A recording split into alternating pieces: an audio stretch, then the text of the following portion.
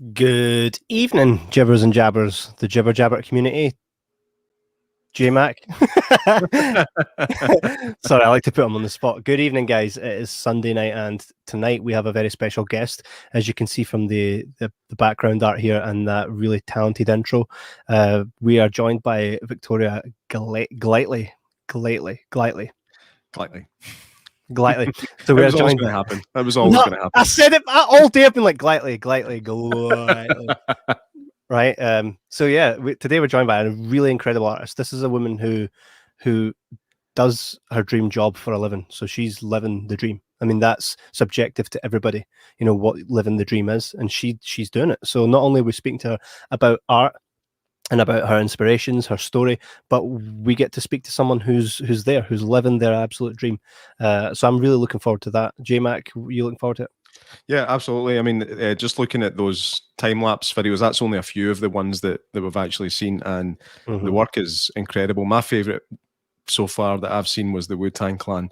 That was really good. I enjoyed that. But yeah, incredible artist, and again, it's just really impressive to see somebody who has turned their passion into a living. And yeah, looking forward to the conversation. Absolutely. I love watching the time lapses because think about this. If you commission an artist to do a painting, you get the painting in the post, right? But at least with Victoria, you can go into her Instagram and you can watch that being created. You can see every moment that went into that, which for me is just like, because I have my own art that I'd like to present to Victoria today to see what she thinks, right? And anybody that knows me and has been following us will know that I'm quite the artist. And I also have some local art as well that I'd maybe like to get her opinion of, because I mean, just looking at the art that she's done, I'm going to actually bring up a picture here. Like, just look at that, right? That's and when you see the way she does it, she just literally looking at like an iPad, right? And just goes like her hand almost moves like a you know, the wee machine that kind of traces your heart rate, just goes like this. Her hand just moves across the page, and it becomes this absolute work of beauty. So yeah. I'm not going to big her up anymore. I'm just going to bring her in now, and we'll chat to her about the masterpiece. So, ladies and gentlemen, Victoria Glaittli. Yeah, I said it right. Yeah, you got it right. You got it right the very first time, and then you tripped up. Did I? Oh, no. I doubted myself. That's what it is. I doubted myself, and we should never doubt ourselves. No, yeah, we're only working with what you gave us. That's, I mean, I imagine we're seeing it in a very fast time lapse. How long does it take for you guys, like for you to kind of get that done? Is that a few hours? It depends on the piece, but I just did a 24 by 36 in 20 hours, 2 10-hour sittings. So, what? So I can those paintings normally take me 2 or 3 days sitting. So it is it's what they would call a shift, but I suppose you can. But it's not as quick as it makes it look, you know. I mean, it's one of those things which is perfect for social media, because you can sit there and watch it, and it isn't something that's going to take up 2 hours of your time, and it's the payoff comes really quick, which is brilliant. So the way we kind of found out about you is our good friend G Tom Mac. So initially, when I first kind of saw it, it was the Lost Boys stuff you'd done, and you created the mask, which I was like, what? And G had called us and he was like, mate, guys, you need to check out this woman. She's so talented. And he sent us over some of the stuff, and I was like, what? So I tracked you down on social media. I started watching, and we chat a bit more with G, and he was like, you know, you guys should speak to her. And I was like, hey, mate, I was thinking that myself. So we had a chat, and then I seen all the other work that you've done. And one thing that's quite cool is we have a lot of, like, you and me especially, maybe not so J-Mac, because he's quite old and like he sits by type now, right? But I'll give you that one. Right, 36 years young. Yeah, but a lot of the stuff you've painted are all the guys I had on my wall growing up, and all my friends did. You know, Dave Grohl. I mean, who didn't like completely binge Nirvana? Right. So like for me, all the work you're doing is completely up my alley. You know, yeah, those pieces are tough. Like when trying to pick 5 cohesive people, you're gonna upset somebody. You know, it's like, well, where is this guy? Where is this guy? It's like, I get them all. I'm sorry. Yeah, as possible. You know, I can imagine. There's always what you call what they call it when you're driving, the back seat. What is it? When someone Yeah. When someone doesn't drive, but they're sitting in the passenger seat telling the driver how to drive.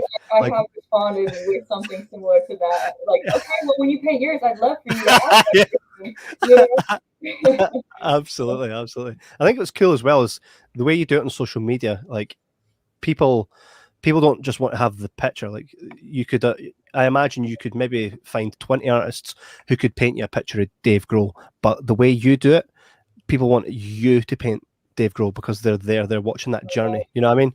I think that's kind of what.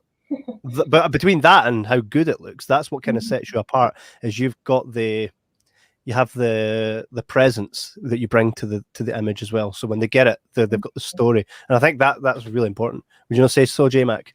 Yeah, I mean, your stuff has it's a signature look that it has, and I think it's. Have that. I mean, the use of the color and everything just pops out of the picture, and in fact, it depends on the subject matter. Like I saw the one that you did of Robin Williams, where there was obviously not much color used, but the way that just jumps off the canvas is amazing. How do you choose who you're going to do? Do you have a list written down of things that you're going to do, or do you just wake up one day and think, I'm going to do this guy today? I don't have a list. I get a lot of my inspiration for future pieces by people asking for it. Like whether it actually ends up being a commission or not. I try not to take on a lot of commission work just because it adds a lot of pressure. It's like, okay, I'll paint it for you, and if you want to buy it, you can, but it just like removes the pressure. Yeah. But, I get a lot of the inspiration just for people requesting that I paint certain people. And I actually like when it's people I don't know, like when it's a subject that I'm not familiar with. I actually like that because then it exposes me to something new. And part of my process is to like do YouTube documentaries on the band or the person, and it develops my interest in doing the piece. So. Yeah, that's amazing. Todd, a surprise, former Jibber Jabber guest, he has asked, does she take orders from people? And I know exactly why he's asked that, is because that image that I put up has Eddie Van Halen on it, and this guy lives and breathes Eddie Van Halen. Oh man, I just sold the original to you. Oh no, Todd, I believe so. You do. So if someone wants to contact you, you do the commissions. Commission work. Yeah, it's like pop culture, and I do provide a reference design first, so you're going to know what it's going to look like. I've done a couple of comparisons, like posts that show my reference versus the paintings. So they're pretty darn close. It still kind of takes on its own style, but yeah, if you like the design that I show you, you're gonna like the painting. Yeah, absolutely. We've got Mark Deans in the comments here saying, "Evening, guys." Mark Deans is he's a local artist. I'll show you some of his work coming up soon. And Todd A Surprise says, "Lol, you know me too well, thanks." So yeah, I knew that Eddie Van Halen was going to trigger him. I mean, Van Halen Halen's the kind of artist that has an artistic piece that you know straight up. You know those lines, like when you see that. It's an identity itself.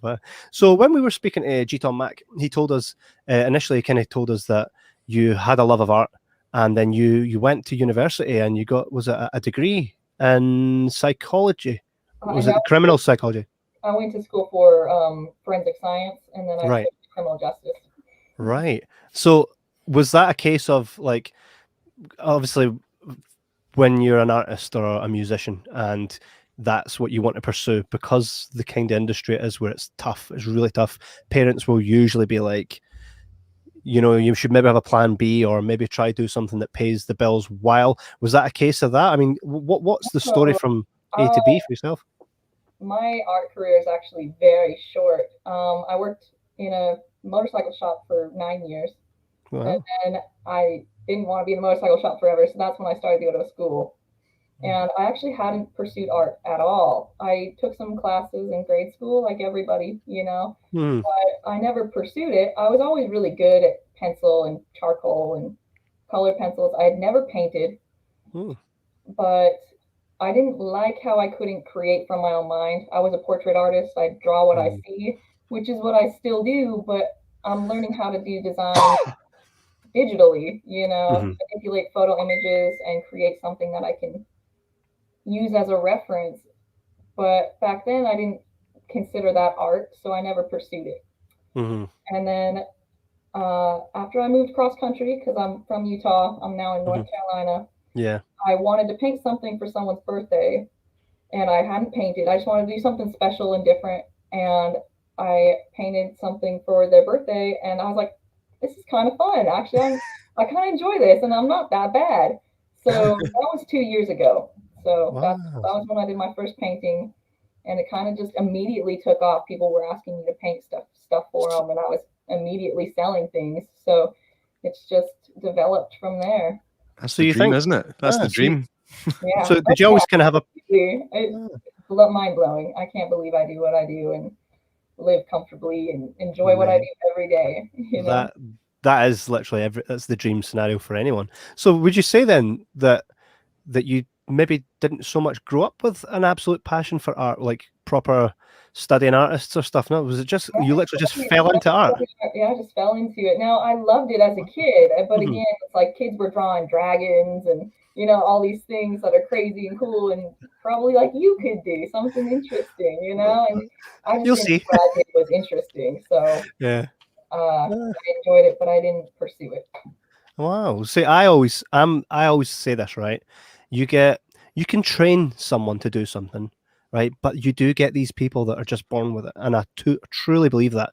Of course you can train to be great, but I think true talent just is there. Some people just have it, and I think maybe that's what you've kind of stumbled across. Do you kind of wish that you'd done that earlier, or I think everything had to happen just the way it did. Yeah. So I'm happy with how it all developed and doing it at all, So I mean, that's incredible. I mean, it's for us, obviously the dream is doing the podcasting, which I mean it's doing well, but it can always be better. And at some point, to say that this is our full-time job would be incredible. And I think that's a story in itself. I mean, what kind of advice would you give to any? Because you're betting on yourself, you absolutely are. So what advice would you give to up-and-coming artists about wanting to take that leap from doing it as a hobby? Because I know that I have friends like Mark Dean's there that you'd seen. He would love to leave a 9-to-5 job and solely do his art because it's a passion of his.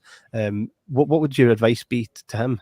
Well, when you mentioned podcasting, like you have to pursue it like a job. It's like it is a hobby and I love what I do, but I have to take it very serious. And as a full-time artist, I still have to give myself a schedule. Every day I have to, paint 10 or 12 hours, and then you have developing your website and your social media presence and responding to people. It's a full-time job, and you have to do it that way. You don't absolutely. Get the fun part, Yes, absolutely. It's a big commitment, and you are betting on yourself, so you got to go all in and don't devalue yourself. Like, throw it out there, and if someone's like, "Well, that's too much," it's like, "Well, then you're not my customer." I like that. So, I mean, I struggle with that myself still. I've risen my prices quite a bit from when I started, but you just can't devalue your work. We were speaking briefly before about the banana duct taped to a wall. It's like, something's only worth what someone's willing to pay for it. So supply and demand, throw out some crazy number, and if someone wants to, you never know, and you got to kind of. I'm going to try that. I'm going to try it tomorrow. You create your own value, really. So you just don't devalue your own work. And then when you think if you're taking 20 hours to do a painting, I mean that's 20 hours worth of work, and it's not just it's not even just like work that you can. You're not sweeping a street, right? That really doesn't. It's your talent. You do either. So you have to add value to what you're able to do that other people can't do. Well, I think now's a good time for me to show you what I can do, can't do, right? So it's gonna appear just below, so it'll kind of appear next to your face, right? So on the left hand side is the actual picture. So to give you a bit of context, there's a local band that G Tom Mac loves as well, right? He came over here and he met them when we were filming the documentary. We love them. We filmed a music video. Good friends, Mark Sharp and the Bicycle Thieves. Now I said to them, I was like, hey, how cool would it be if I kind of drew you guys, right? And I'll send you over. And they're like, please do, right? And this is what I came up with. I think that's great, actually. Oh my gosh. Okay, I'm saying that's a style. Like, you think so? Yes. I think you could market that. Yes. I tried to on Fiverr, but they were like, nah. Oh man, I think it's awesome. You got cartoons now, like animated series. Yeah. Just like that, you know. The thing is, I used the Surface Pro, and what I done was I just took obviously that image, and as you can see, very real to life. I was just like, right, I thought the painting in the background, I'm just going to have to add an image and draw a frame around it because there's no way I'm painting someone else's painting, right? And then if you look in the middle, that guy's called Connor, right? And the band loved his because he literally looks like a Gruffalo bear. If you look and I think what I've found is what I tend to do is take people's personalities and draw their personality. Because if you look at wee Cammy, he's on the absolute left. He's a tiny wee guy, right? You see him, he's just sitting there all like quite bashful. So I thought, you know, that's exactly what he's doing there. He's just being the wee guy. Down the bottom, you've got Darren, who's kind of giving you a semi-smile, right? So if you look at the image I've drawn, it's like he's not sure whether he's smiling or not, right? Right. And we've got Michael, who's the guy in the yellow t-shirt. He's proper happy to be there. So you can see these personalities. See, you know what I mean? The fact that you can explain how you did this, I think it's great. Really. Thanks. Well, do you know what? See, from now on, when anybody tells me that I can't draw or that I'm terrible, I'm going to say, well, excuse me, but an actual artist told me that it was great. So, brilliant. Go along with it too. You make a, Instagram and you market it, and people love it. Really. I think the only thing about that for me is my passion isn't there. I think it's good for me to do now and then, but I think if you're going to do something like that, like yourself, you need to have that fire, and you really need to be like, I love it, you know. And I know that I enjoy it, but I don't have that to really do it. I do for podcasting. If you were to do it for fun though, and it went viral, you're just like, and you never know, it just takes off, and then you're like the next people, and you sell one of your doodles. Hey, I'd absolutely. Again, though, that picture of Mark Sharp and the bicycle thieves, when they make it big, which they will, that picture could be worth an absolute fortune. Right. There you go. Oh yeah, especially if I get them to sign it. That could be an album cover, like.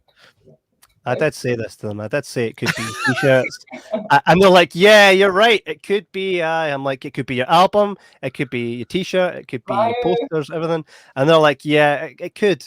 It could." I was like, "Hey guys, I've seen your new poster. Did you know?" Now the guys loved it, and it was fun. I've got another local artist here that I wanted to show you. And what I like about his art is, I don't know if you're familiar with it. You probably aren't.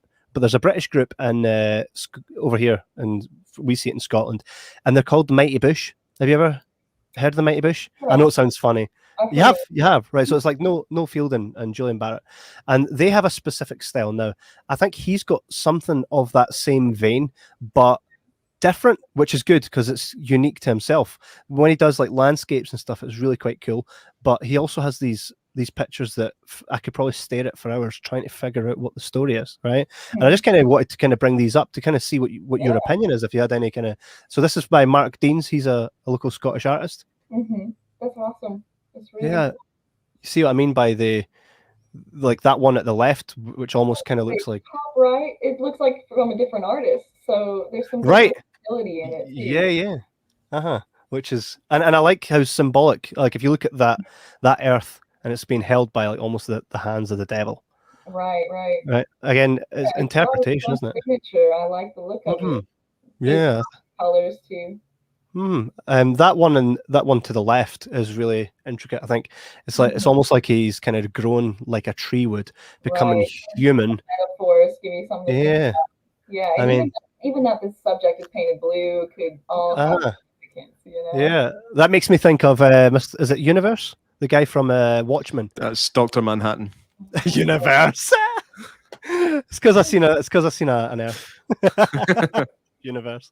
That's class. So Mark Deans, he's an up and coming artist who, at this point, I mean, he's done really well. He's managed to have some of his art published in a book that a local guy had published. He performs. So we're from quite a fruitful area. There's a lot of people in our area that are really succeeding in the arts, and that's why I kind of thought district there. Like you guys have a lot of. Well, no, I mean it's pretty good where we're from. There's a lot of musicians kind of on the rise from where we are at. One actually pretty much took over the world. You know Lewis Capaldi? I don't know if you haven't. No. Well, that's the first person I've ever said.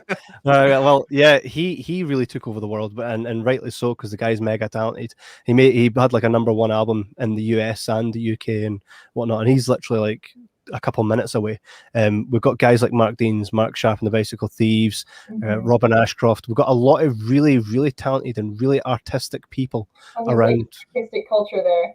I have artistic culture locally. That's all I got to do online. Yeah, well, like I said, I'm in the middle of nowhere in North Carolina, so that's artsy area. That's important. I mean, the cool thing about where we're at now is though you can go online and be part of these communities and these groups. And I think with your art, especially when you post a time lapse and someone watches that, it's easily shareable because it's just people are in awe. I mean, Todd Surprise here said earlier, he says, just watched the Eddie Van Halen painting video. Oh my God, that is so badass. Found me a new artist to follow. Thanks, guys. Right. Yeah. So like, I actually painted that when I had COVID. You actually had it? Oh no. Yeah. Wow. With COVID, I was like, I really want to paint this though. I was like, I felt terrible. I was like, I got it done now. How badly did the COVID get you? Just like the flu. Like a flu. I was fortunate; it didn't get too bad. Yeah. After I finished that painting, I think I slept for a whole day or something. God. I just put myself out. Wow. I mean, so you I can see you got huge musical influences from like Marilyn Manson to basically everything that I love. I've seen you paint.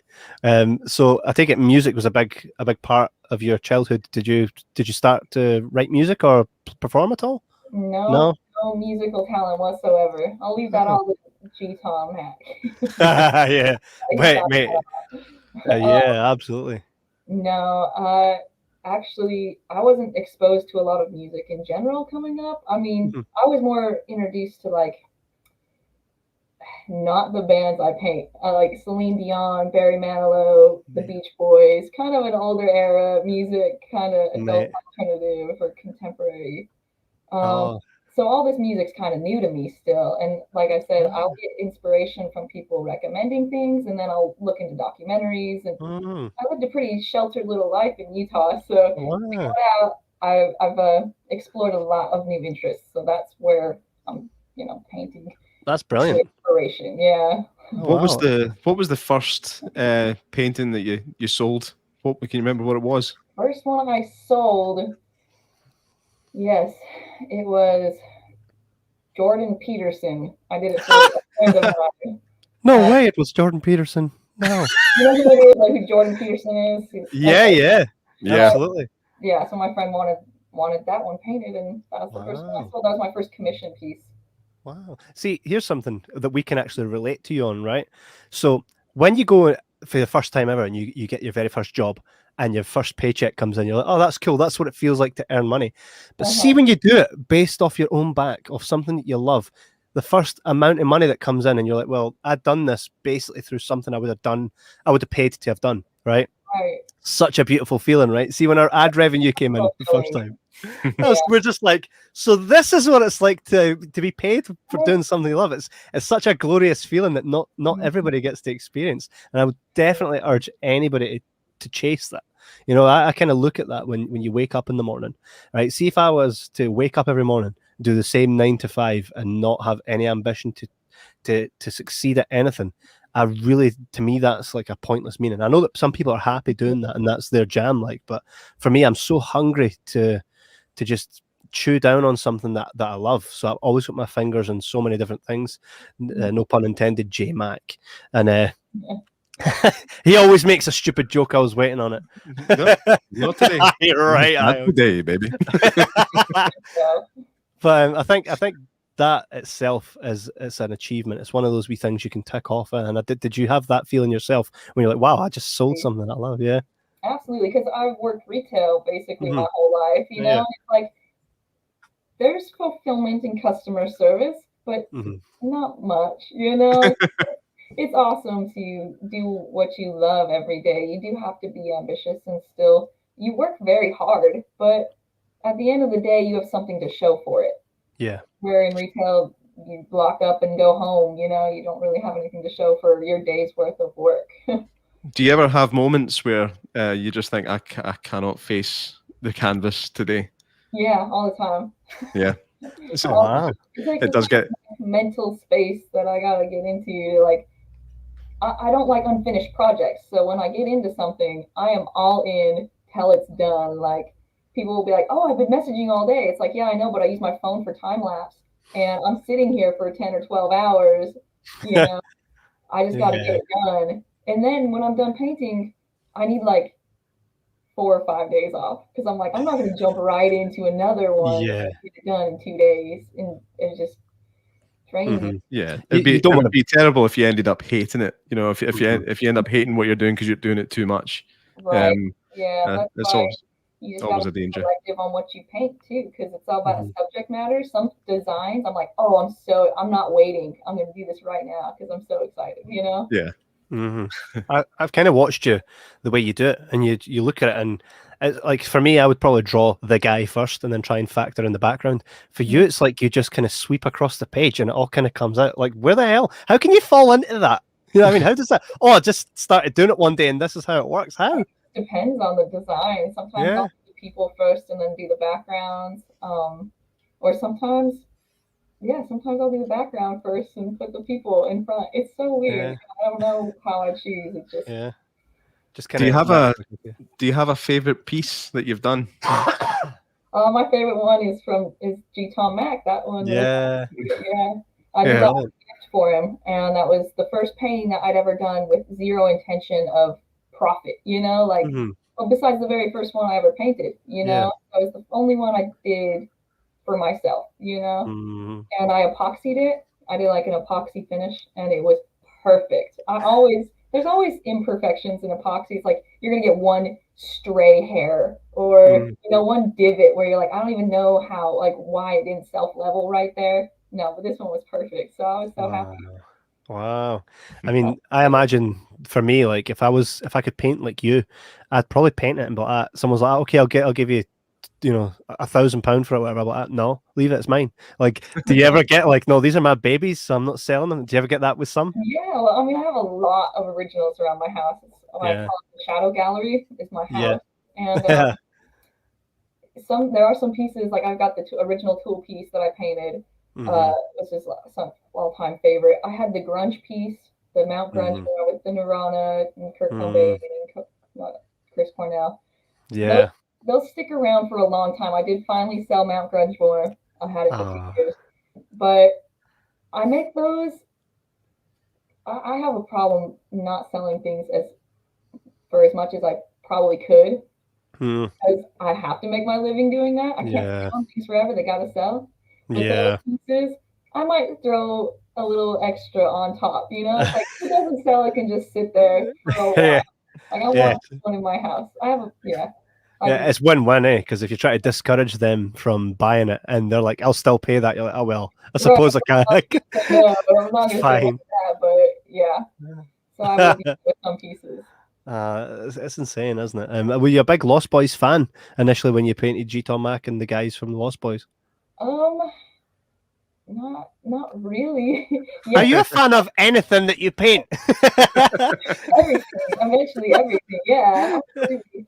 Like I said, I just wasn't all that familiar with any of this stuff until recently. So yeah, I was a fan and I love the imagery of it. I love vampires, and I didn't know G Tom Mac actually had any involvement with the film until after I did the Lost Boys painting. He reached out to me on Instagram and was like, hey, I wrote the theme song for Lost Boys. And okay, I admit I'm usually very thoughtful in my responses, but I was busy and I just thought it was someone who did like a cover or, I was like, oh, that's cool. I'll check your stuff out. Like I didn't know who it was. I didn't look. And then like I think I doubled back like a couple days later. I was like, let's check out this guy's stuff. I was like, oh, he actually wrote the song for Lost Boys. I'm like, I kind of feel a bit silly right now, but I mean, how I met him. I think Marilyn Manson done the cover. He was someone that you could be like, I'll check your stuff out, Marilyn. Nah, G, for us, like the amount of stuff G's done and just how talented he is, but yet still how can I? His songs Right. are amazing. It's so easy to listen to. It's so relatable. Like it's so good. Mate, see the Lost Boys story, the musical soundtrack. Have you heard all that? Absolutely. There's a song on it called Long Hot Summer, man. I think that's like one of my favorite songs ever, not even just of G. Tom Mac. First time I heard it, it was last summer, and I jammed that all summer. Mate, how brilliant is it though? It really is. I mean, I'm so like, we're so kind of blessed to be doing the documentary with him and kind of picking his brain. And he came over here and we spent like 3 days together over here in Scotland, and it was just an absolute blast. G still has a lot of energy in him, and there was a point where we went out to a recording studio to meet with that band that I drew, and on the way home, so G is sitting next to me in the back of the car, and we were talking a bit about what we're going to do in the documentary, and he's like, "Yeah, that's great, and then he kind of goes like this, right, and he nods off, and I'm like, it's been a long day, right, and then he goes like this. So another great idea. I'm like, he has ideas in his sleep. Yeah, I was like, what the hell, G? So I thought you were sleeping. It was really good. I mean, do you know, we've been friends with G for like for a long time now, and we've never had him on the show yet because I think there's going to be because I think that there's going to be well, kind of. We don't want to kind of bring him on and do all the chatting about his life and stuff like that when we've got that story to tell anyway. But I think timing will be right, and we'll get him on because people that look at the Lost Boys and they look at that. If you look at G's persona on the internet, if you Google him, right, you see a very gothic looking, serious writer, right? When you see G in real life and you meet him, he's got that in him, but there's so much more. Right, that people, and I think that's something that'd be pretty cool to kind of bring that out. So if we ever have when we have G on, it will need to be something about we're all talking about a movie. So not so much to talk about G, but to have G on and talk about something else and get his opinion on things. That would be absolutely cool. Yeah, I mean, you could have had him on here with me. That he could have just, because we all know each other. Kept it away from him on certain details, Yeah, well, I mean that definitely. He's a big fan, so he would do better at talking about me than I would. Oh, mate, we'd heard all about you. That's why we were like, hey, we need to kind of speak to her, because what I liked about it as a story is, for me, the really key moment was when he said, "You just decided I'm going to do this," and not so many. There are people in life that I think if they just done that, they would be in a place where they would, where everybody wants to be. And I think to kind of bet on yourself, it's daunting, but it's so rewarding when you do. I mean, we're halfway there, kind of, but you've done it, and I think that's such a teachable thing, and you're comfortably, doing what you want to do, and not having to beg in the streets just to do it, And I think that. Yeah, there's a lot of prioritizing where your money goes when you make it, and a lot of reinvesting that you've got to do. Like, you see this thing, this beast. Yeah. Love it. That's a large format printer, so I do all my own prints now. That's amazing. Huge. I mean, for an artist, that's a big initial investment, and it's gonna take some time to get that money back. But hey, it's building the brand, building it as a business. Not outsourcing. I can fulfill orders quicker. I'm in control of the quality. I can get it out right away. So how important has your social media presence been to the success of your sales? Pretty huge. It's hard to say. My Etsy account, I think I definitely bring most of my traffic, because that's all through statistics. They'll show you where your traffic is coming from. So most of it is brought from social media. And I've tried to move away from Etsy a bit, so I have my own website now. It's hard to know where the traffic for the website's coming from, but social media is invaluable in business nowadays. So really growing your online presence is huge, and being kind, relatable, someone wants to follow, not just because of what you do, but because of who you are, you know. So yeah. I try to approach it that way as well on my social media. I don't, you know. Yeah. I mean, I was off. I was completely off of social media for probably over a year. I just had enough of the whole thing. But Kevin pulled me back into it with the podcast, and it's so instrumental to actually getting what you're doing out there.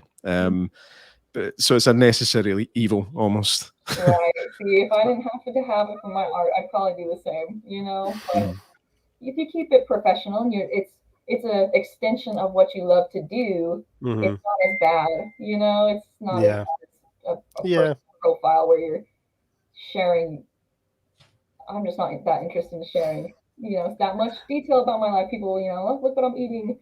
Stuff like that. It's exhausting. I don't want to read comments on what people think about what I ate, you know. But I love to read comments on artwork, you know, and respond to people who are responsive to my art and have questions or want commission work or things like that. So it kind of takes that bad part out of social media for me. Yeah. I think, do you know what I love about art? And I don't know if you'd probably agree with this, right? It's anytime I've ever written a song, I've been playing music for years as well, right? And when we, especially now that J-Mac and I know, his name's not even J-Mac, his name's Jordan, right? I'm like, what? But, so when we do podcasts, right? When you make your paintings, when a singer writes a song, when they record that song, right? 100 years from now, we can be gone, but our work will still be there, especially now that the internet exists. And I think art is a form, like, you know, everybody, like, instinctually, we're all built to want to survive, not die, right? And the idea that one day we won't exist is terrifying, right? It really is. Yeah, some kind of legacy. Right, and I think art is the way that you do that. Look at Kurt Cobain, right? Died in 1994. And still today, like, kids are still learning about him. Kids are discovering Nirvana for the first time. Oh, what I would do to do that again. Yeah, right? But nobody's learning about a customer service rep from 1994. Yeah, exactly. Yep. Literally, I think that's the beauty of art, and I think that's your key to immortality, right? That's something that G. Tom Mack would sing. He would write a song about that.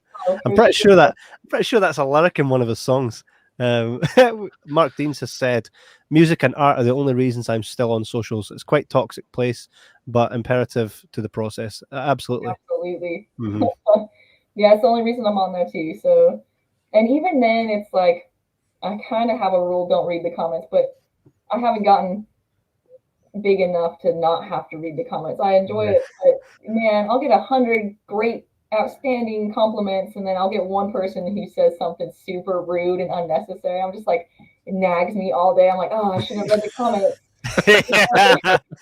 Yeah. You tend to find that if you've got 100 positive comments and one negative, the problem is that person. There's nothing wrong. I know, you just got to tell yourself that, you know. It's still hard not to take it personal when it's something so personal to you, you know. It's your art. Yeah, it's the type of person that's had a 5-minute break in between feeding their 46 cats, and they just want to say something bad to somebody. That's it. Right. Yeah. It's unnecessary. What you should do, what we do, we play with them a little bit. Someone commented on one of our episodes. Now we've got like over 500,000 listens on our show, right? And in the space of 2 years, and someone will say something like, you know, listening to this has made me want to go and jump off a bridge, and I'm like, that's probably something you should do, mate. So like, just play with them a little bit. Just hey, if we've made you want to do that, then hey, don't let us stand in your way. Just ban. I suppose if we ever really get to the next tier, and someone goes back and looks at that comment, they're probably going to be like, yeah, we're in trouble. Especially now. So I mean, for yourself, it's probably not the same. But I mean, I always stand by these rules to myself, right? And I don't think everybody does. And this is the issue with social media, is it's you're not held accountable to what you say, right? If you're if you're in a bar, if you're in the street, and someone comes up to you and says something really rude, you can punch them in the face, and they can expect that, right? But behind the keyboard and, you know, behind the avatar, they can say what they want. They can let their real selves be there, and they're not held accountable for it. And I think that is a coward. And for that reason, you can't, I can't match myself with that. I'm like, you know, when you say it to my face, then I'll take it seriously, because then I know you mean it, because you can be held accountable for it. Otherwise, they're dust in the wind, man.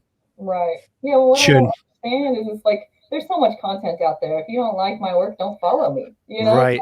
If you don't like the podcast, don't listen. You know, just scroll on, do your own thing. Yeah, I don't entertain them at all. Actually, if it's constructive criticism, I'll leave it up. But if it's just unnecessary, I remove it, because it just breeds that toxicity in your comments, and people are going to come on board with and against them. You know, like defend you, and I just don't want that in my feed. You know, I don't want it to breed in my accounts. It's just bad.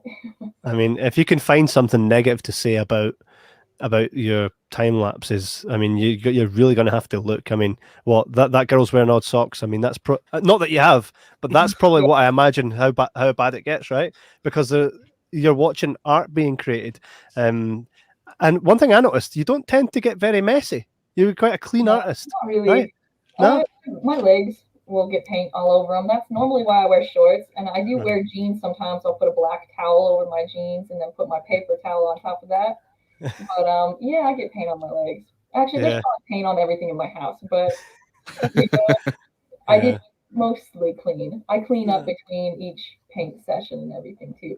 I do get a lot of crap for wearing shorts. People are like, does she have to wear shorts? That's again, it's just people that want to say something negative for no good reason. Sorry, you're jealous. I don't know. I'm not trying to be that way, but it's like I'm not doing anything wrong, and you're just coming at me like, I don't know. It's not necessary. Well, I mean, I think what they're kind of referring to is you do get like Instagram models and stuff that they'll be promoting a new type of phone case, a phone cover, and they're wearing stuff. You're like, that doesn't need that, but that's what's attracting the people to their social media posts. And I think because they're saying that that's not why people are coming. People are not coming to see you in shorts. They're coming to see the art that you're doing, right? But someone negative like that, who's probably just sitting on their ass all day, is like, well, obviously it's not to do with that art. It must be to do because she's been something to be upset about. So exactly. Again, you're not my customer. Scroll exactly. up. Exactly. I'm not trying to market to you, obviously.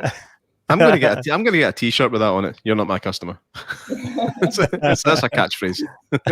Mark Dean says, "I've got my skanky paint shorts on right now. Actually, so gross, but completely necessary." I wonder if anybody comments on his painting posts and says, "Why is he wearing shorts?" Wearing shorts. It has to. My short, like I just end up with paint all over my bare legs, and acrylic paint just comes right off, so it's great for me. And I'm in my own home, in my own space. I'm not trying to look good, like just getting comfortable painting for 12 hours. So I think it's something that people maybe just don't understand. And that's just that you can't make everybody understand anything nowadays, even if it's like straight in their face. So when you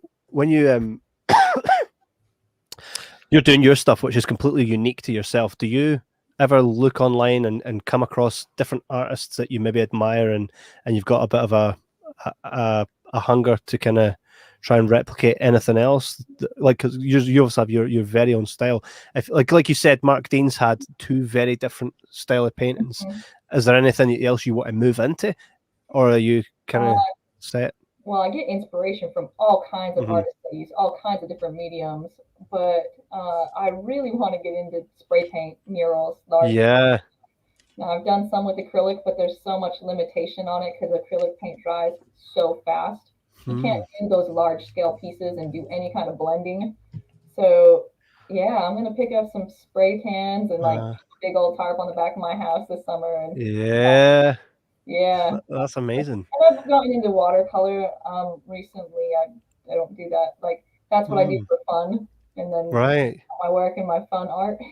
Nice. My a guy in our team, Scott Kempick, he does some really cool watercolor stuff. I think that's beautiful. It's like you're dropping paint into water, another paint. I mean, obviously you're talking to a seasoned artist here. I showed you my stuff earlier, but I think that's what you do, right? You just get some paint and drop it in some water and whatnot. I mean, that's kind of. I love. That's probably one of my favorite. Like buying art for myself, like originals, I'm always drawn to purchasing original watercolors.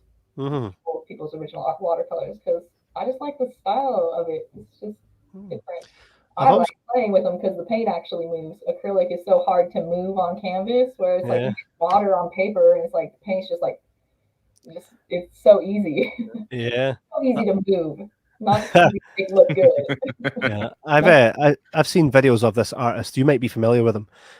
He's a fella that he gets the canvas and he sprays, and then he'll spray again, and he'll put different parts of paper over the canvas, and then he'll spray over that, and then he flips it round, and it's like an amazing picture of someone. Have you seen that before? Probably not him specifically, but I've seen crazy things like that. Like, one person only uses their face, and they put paint like on their face and then move it around the canvas and flip it upside down, and it's like a portrait, and it's amazing. That is just showing off. Like, it's incredible. Like, what do you do for a job? Like, could he paint with his? Could he do the same thing with a brush? Probably not. So, is it enough, or is that just like his style? That's what makes it. That's what works for him. I wonder if he came across that. I wonder if he ever got accidentally hired for a kid's birthday party for face painting. You know? No, I can tell you right now. I can tell you right now exactly how that happened. What happened was, right, he was probably doing something and paint fell and it smacked on his face. And then he was like, oh, I've got nothing to wipe it on. Saw just like a white wall and scraped his face across the white wall. And then it was like the Mona Lisa. He was like, by God! It's like the bit in Forrest Gump where he wipes the mud off his face and it's the smiley logo. I mean, I think me personally, when it comes to art, I like it when people use pencil, charcoal, paint. When they start going into using bodily fluids and stuff, I stop enjoying it. So it's nice to see some real art. Yeah, there's one bodily fluids that I follow on Instagram that's incredible. Her name's Sugar Fox Art, I believe, but she takes garbage and turns it into sculptures and paints it like animals. Like, it is incredible 3D art with trash that she upcycles, stuff people are throwing away. It's all plastic, and she turns it into animals and paints it all amazing. It's really cool. Like, so I like non-traditional art too, but you're right, some bodily fluids, don't know if I get into that. Hold on a second here. Let's back us up for a minute. Bodily fluid art. Now, I don't know if I'm just like going against the grain here, but I've never seen that. Where are you guys seeing this stuff? It tends to be it tends to be people trying to be very edgy or trying to make a political statement. But yeah, they'll paint using period blood. It's crazy, man. Yeah. I heard someone painted using period blood, and was it not like a big masterpiece? Oh, it probably sold for a lot of money to some weirdo.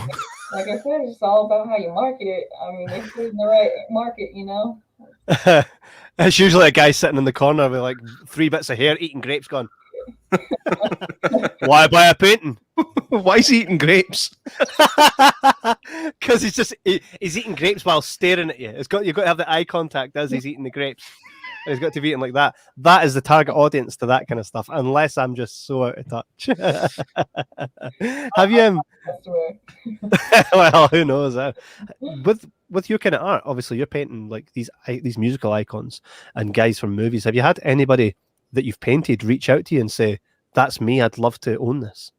I haven't had anyone reach out and want to own it, but like Raekwon and Inspector Deck both shared that Wu Tang painting I did and liked it. That's brilliant. So that was cool. I didn't have them reach out and say anything to me. Let's see who else. I had Neil. I'm not gonna be able to get his name right. He's Lozauer. Niels Lozauer. He's the photographer for Van Halen, who did the photograph that I used as reference for that Van Halen piece. Oh, wow. And out to me, gave me permission to use it, and then use another one of his photographs as reference for another painting. That was cool. I think that's it. Do you need permission to, like, so if you take a photograph and paint it, do you need permission to sell that? That's a big old gray area. the old gray area. And moving on. Well, see how I would describe this is just from a podcasting standpoint, right? How the grey area works here, and this is maybe not so much now that we're video and we're on YouTube. Initially, we were just a straight, Spotify. You would listen, you wouldn't be able to see us, right? And we would use.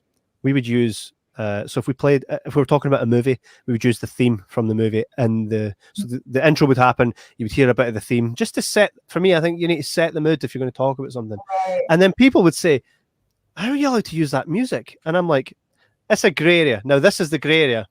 They haven't taken it down. No one sent me a letter to come and get me. So I'm just winging it here, and we'll see what happens." Yeah. It's a tough question to answer, but like that's why I use remixes in my time lapse videos. You know, right? Yeah. That's smart. I don't know how it's legal for them to do remixes and not infringe copyright. Well, I can explain to you how that works, kinda, right? So see, if you noticed that at the intro as well, we also used a cover version of the song that we played, and here's how it works for online. So Google have this. Obviously a waveform. Every song has an identity, a waveform. So it's like its DNA, right? So if I was to take Cry Little Sister right now and play it on a video on YouTube, right? Google have Cry Little Sister's waveform, right, from the record company. All that record company's music, all the back catalog is all identified with these waveform IDs, right? So if I play it, the minute that YouTube recognizes, because when you process a video, the minute it recognizes that waveform, because it will check your full, right? The minute it recognizes it, it's like copyright strike, right? Do you know what's really funny? We get artists, musical artists come on here sometimes, and they'll say, "Oh, like we had a producer. She came on. She's like, my daughter. She's in a great band. Can you please play the song at the end?" Right? So we're like, "Oh, that's fine." So, ladies and gentlemen, seeing us out as her daughter's band, and we play the music. Copyright strike. I'm like, well, you can literally hear us getting permission. You're welcome. We were asked to play it, and now we're not getting paid for this. Like, it's the algorithm will get you, but just because you're not caught doesn't mean it's not still illegal. I don't know where it is with music as far as remixes go. Yeah. I mean, I definitely get that. It's a strange one that if you reinterpret the song, then it's okay. Well, I think that's the same with painting. Is you reinterpret the photograph. Yeah, I mean, well, realistically, you're doing it. I mean, Dave Grohl's face is going to look the same in 4 different photographs, regardless of who made it. So if you're taking that photograph, remove it quite a bit from the reference, style, but I think as long as you're not directly copying it is forgery. So as long as you're not directly copying it and adding your own twist to it, then it's fine. I don't know. Even it's still a grey area. Yeah. I mean, if you're creating something from something, right? You're borrowing. I mean, every song in the world, you can hear that something's been borrowed, and that's essentially what you're doing with painting. So you're creating from something else, and everything has to be created from somewhere. So I think you should be able to paint anything you want, regardless to what you use for reference. Because if you're painting someone's face, it's still their face, right? You can't. Photography is an art form, and I try to respect them as artists themselves. Well, absolutely. There's all that consideration that has to be taken before using certain reference photos. So that's part of the gray area. I don't want to step on anyone else's toes, but that's why, I use references. That's otherwise I wouldn't do what I do. So yeah, absolutely. I mean, if I was a photographer, I couldn't see that I would be so annoyed that someone used a picture to create something from that. I would be more, for me, I'd look at your work and be like, wow, thanks for using my picture as a reference to be part of this. You know what I mean? That's kind of that, but I suppose not everybody has that. They're making money on their photography, and you're making money off of their photograph. Yeah. They actually did that. It was when they made Wayne's World. They used Bohemian Rhapsody without asking permission, and they got a letter from Queen. They were like, "Oh no, here we go," and the letter just said, "Thanks for using our song." So sometimes it's a good thing. But yeah, I mean, do you ever find? I mean, have you ever sat and done a full painting? You finished it, you step back and look at it and go, "No, that's not right, and then have to start again. I can't imagine that based on what I've seen, but no, I've never done that. good. I mean, I'll step back sometimes and be like, I hope other people like it more than I do, but I'm the most critical person of my own work too. So we kind of get that some way where we go, that episode could have been better. It was a bit of a stinker. Yeah. And then someone will go online and be like, that was a stinking episode. And I'm like, shut up. Not listening, right? Only I'm allowed to see it. Yeah. Mark Dean says, we used Charlie Chaplin sketches in the Dark Means album and we're told pretty much to never put it on Spotify or Apple Music. So there we go. Dark Means was like an album he done where he made music to go along with his art, which is quite, I think that's an amazing concept. And so that's, I wonder who told them to never use it. I mean, that's quite unfortunate, but hey, the old grey area. Yeah, it happens. When it happens, you just have to, accept it. Yeah, absolutely. And what do you have any kind of new stuff coming up soon that, like, lockdown's kind of, for us anyway, it's on its way out. We're maybe able to travel again and that. Do you see yourself? Because I think you would be perfect at the cons. You know, G-Tom Mac travels sometimes to do the cons, Manchester and whatnot. Hey, what's to say that you couldn't travel with him and you could do the art? How many artists have we met, J-Mac, where they're selling, you know, that printer behind you? They're taking their prints and they're selling them at these vending stalls, and I think that would be pretty cool. I haven't done that yet. Actually, I've never been to a Comic-Con, so what? That could be very lucrative with the type of stuff that you're doing. People love that style of art. So once things start, opening back up. Mm-hmm. Yeah. Well, I know that this year the UK ones are opening, and if G-Tom Mac is doing any of them, it'd be quite a good shout to do that loop with them, because we've seen, not obviously, I can't say like your art, but we've seen art, and what they do is they paint the original and then they create these wee prints, they take it to a table, and it's all of movies and pop culture. And I've seen that you've done obviously Lost Boys. What are some of your favorite movies that you would happily make these prints of, or TV series? I do a lot of Breaking Bad. I actually have to post today that no one's seen yet. Oh, nice! Looking forward to it. Let me guess: is it both Jesse and Walter? Are they wearing the suits? Nope, I've already done that one actually. Oh, nice. Do you know how many people have said that I'm like Jesse Pinkman? I think it's Jordan's brother. See that a bit? Yeah. Yeah. I get Ron Perlman. Fuck you, Kevin. Hey, mate, a Hellboy one would be really cool. That would be cool. Yeah, I haven't done a lot of superheroes or anything, so if I did, it would have to be the live action version of superheroes. I don't, and then I'm not familiar enough with the genre. Like, I feel like I'm going to upset people. Like, you didn't put him in the right suit, or I don't know the intricacies of it. I just know I would upset somebody. Just blame it on the photographer. Just be like, I used the picture for reference. Blame this guy. Right. Like the actor I picked, like, I liked this Spider-Man better than this Spider-Man. Oh, well, we're on that subject. Who is your favorite Spider-Man? I don't have one. See, not everybody likes the comic book movies. I'm not a superhero movie person. Well, Spider-Man for me is Tobey Maguire. Yeah, that's probably the only one I've ever seen, actually. But I'm fine with that. That's all you need to see. I think everybody just assumes that everybody loves superhero movies, but I got so fed up of them. A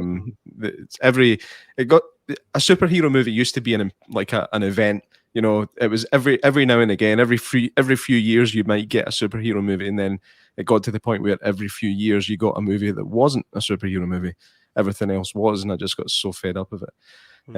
But big market though. That's why even though I'm not that into it, this is something I would explore. If someone was like, "Oh, I really want a Batman painting with the Joker," I'd be like, "Oh, great!" So I'll do my research. I'll watch the shows. I'll gain inspiration. I'll inform myself before I do this painting, and then I'm a huge fan of Batman. And so I like being exposed to things that I wouldn't otherwise paint. I think that's expands myself. It's quite a cool wee journey. I mean, we kind of do the same thing. We watch something and then we chat about it and go, we should do a podcast on that. So we look further into it and we kind of familiarize ourselves, and then we do an episode, and then it's out there in the ether of all the content that you can kind of find regarding that. Before we wrap up, I did kind of want to ask. So you're at home painting. Obviously, the world's going to open up. What are some of the really cool things that you would like to do as an artist? I've seen people like build. Like you got the buildings, big side of a house. Someone will paint something really amazing. What are some of the things you're like on your bucket list of an artist's jobs to do that you'd be like, one of these days that's what I'm going to do? I'd like to do a mural. Yeah, just something really big and outstanding with spray paint, preferably. To develop that skill, and otherwise, I'm pretty happy with what I do. The larger, the better. So I'm excited to see where it goes. But yeah, happy absolutely. where I'm at. So anything more is just, absolutely. It's unbelievable. You kind of just came out of nowhere for us, and we just kind of started following your work, and from there it's kind of cool to see where you'll go next. It's been an absolute pleasure to have you on the show. We'll need to get you on again at some point. Maybe we'll get you on with Jay and we'll talk about our favorite movies, and you could tell us how it was researching Batman and which Batman is your favorite, from Michael Keaton right up to the Robert Pattinson version that's on its way. I don't know that he would have an answer. Maybe he would. I'm gonna ask him. Oh mate, G has worked. Do you know what the funny thing is? We'll say, G, what do you think of this? And he'll go, oh, I wrote the song for that movie. I worked on this. Yeah. I know him. You know what I mean? That's usually the case. Yeah, absolutely. And so people can go ahead and follow you at the Shaddow Gallery, which is your house, which is your gallery, and people can go ahead. You're on Instagram, Facebook. Do you do TikTok? That's one place I'm not. No, you probably should. By the way, I think you would be on fire. I mean, Snapchat maybe not, but TikTok is right up for what you're doing. TikTok would be amazing. People will get lost in your videos. I think you would be really good there for sure. And by the way, you don't even have to look at the comment section. It's just one of those watch video, swipe things. I don't do it. I know people that do, but for me, it's not. So people can't find you on TikTok yet. But they can go ahead and check you out on Facebook. You have also a website, www.vshadowgallery, where they can probably ask you for a commission if you're not too busy. And you can, guys, go ahead and watch all these amazing time-lapse videos. I mean, it's literally your posts are covered in all these different amazing, the background here is Jackass. So there's something for absolute everybody, and there's a style to which you do it, to the point where I'm confident enough to say that if someone put your work against 10 different artists, I'd be able to pick yours out. And I suppose that's what you want when you want to be an original artist. Yeah. Well, absolutely. Thank you for having me. I appreciate all the kind words. No, hey, it's earned. I mean, we don't blow. Don't get me wrong. Sometimes we get guests on where we're like, aye, so that was all right. like we don't blow smoke. Your stuff. Yeah. Your stuff it speaks for itself. So we're only speaking what everybody's thinking. So it's been an absolute pleasure, and thanks again for giving us your time. And hopefully everybody that's watched us today and listened on Spotify and everywhere will go ahead and check you out. Because like I says, there's a story, but you can see the story playing out. And it's you kind of finding the character, finding the people that you're painting, using the reference, and going ahead and creating something completely unique and new. And it's quite a pleasure to watch. Thanks so much. And the best of luck to you for every future endeavor. Podcast. On again sometime. Absolutely. It's going to be amazing. We really look forward to seeing what happens with your work in the future. Thanks. All right. Thanks very much, guys. As always, I have been Kevin Wells. J-Mac. I'm joined today with Victoria Glaittli. That's right. I said it right. See, I was like to question myself. Thanks again, guys, and we'll catch you on the next episode.